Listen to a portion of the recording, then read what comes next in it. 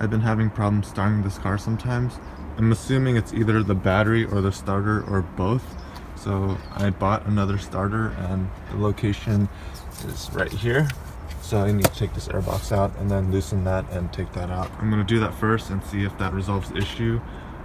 If that does, then I'll probably replace the battery anyway, but I'll at least know that it was the starter and not the battery.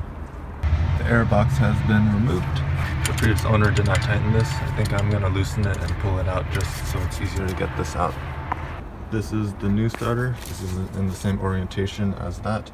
And just by looking at this, we'll have to remove these bolts. There's probably something that goes here, and then probably a bolt here and here. So this is it, and that's the old one. I loosened this AC line just so I have more flexibility, and notice that this is a 14 millimeter, and then I'll need an extension to get on the bottom one. And the only thing I actually have to remove here, well, push the boot aside, but there's this nut that I need to remove, and then there's that clip that I need to pull as well, and that corresponds to this and this. This one's actually tied to the starter mechanism, so I don't need to loosen that. Going back here, there were two 14 millimeter bolts that I had to remove, and then there was this plug that I had to push in. There's also this strap, and it's held on by a 12 millimeter nut.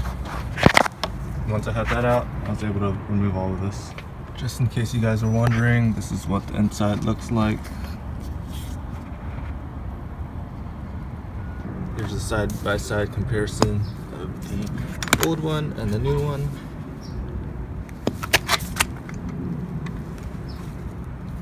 It actually didn't take that long to take out. I think it probably took like 15 minutes if you know what you're doing.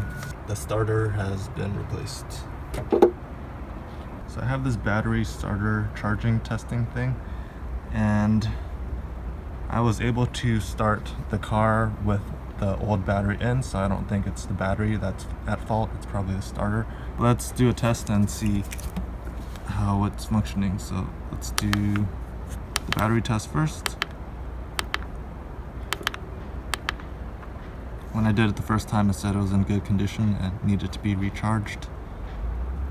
So that's good. And then we're going to do the cranking test. So start engine. So originally the car wouldn't even start. I was able to start it, so it's good. Oxygen detected, testing. Let's see what it says. Cranking low. Well, it's better than, I'm not sure how accurate it is, but the car wasn't able to start before, and now it is, so I think the starter was at fault. Okay, there's also a test for charging.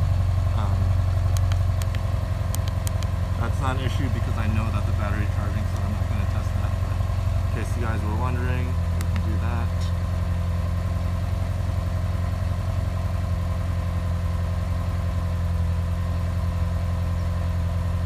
It's going to ask me to rev the car to a certain RPM. So rev 2500 and hold it with this engine. So let's see if we can do this.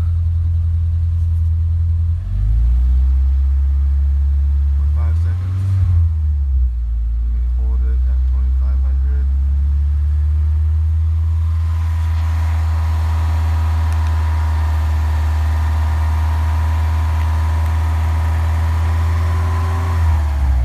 And charging is normal.